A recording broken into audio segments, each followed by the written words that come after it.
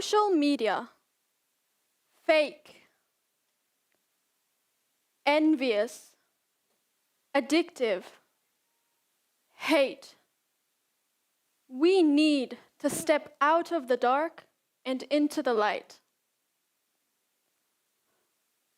Although there are around 200 social media platforms and about 2.7 billion users, it is safe to say that we are the social, but not so social society.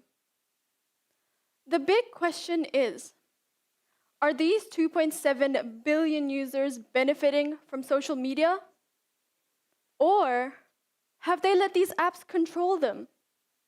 The truth is that we humans naturally tend to blame everything else beside ourselves for our negative behaviors. If a person who has social media accounts becomes socially isolated, or their relationships break down, or their behavior or actions impact people negatively, they blame everything else other than themselves. But is that right? We all have to acknowledge that social media has changed the world in ways that mean we can never go back to how it once was.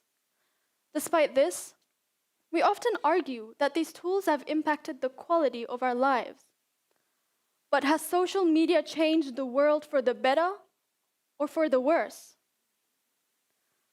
Since the first year of high school, when I began using social media, it wasn't until one moment, one ordinary day in year 8, when something clicked. After that day, I thought about the other negative impacts of social media and how they impacted my life. I wasn't convinced that I could just blame the platforms I used for making me feel so insecure about myself or making me feel so low about myself. I mean, I was sure that Snapchat wasn't created to harm anyone, and I was certain that Instagram wasn't created to lower anyone's self-esteem. These platforms are just tools, right? So maybe these tools, these machines, are producing output based on what we input. I realized that this is the reason why the outcome is so negative, because social media isn't so dark.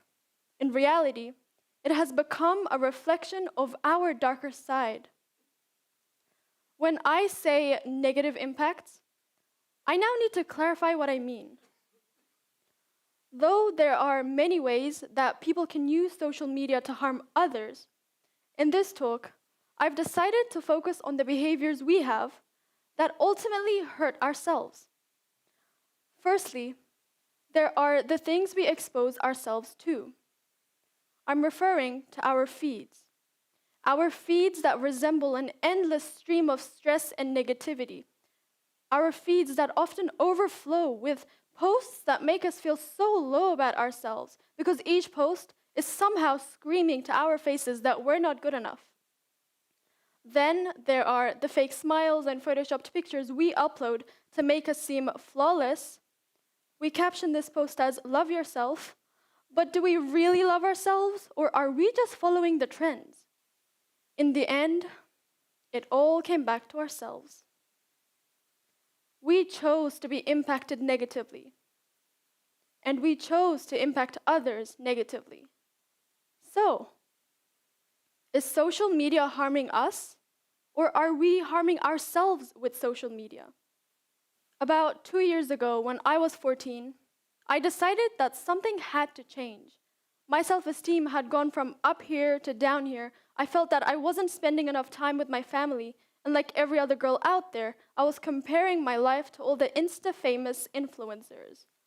This was all a result of my actions online. I was adding onto this feed of stress and negativity, and I learned from my surroundings to strive for perfection. But in reality, I was never happy. Like the majority of youth today, I was caught up in the hype. I needed change. At some point, I decided to completely give up social media. But within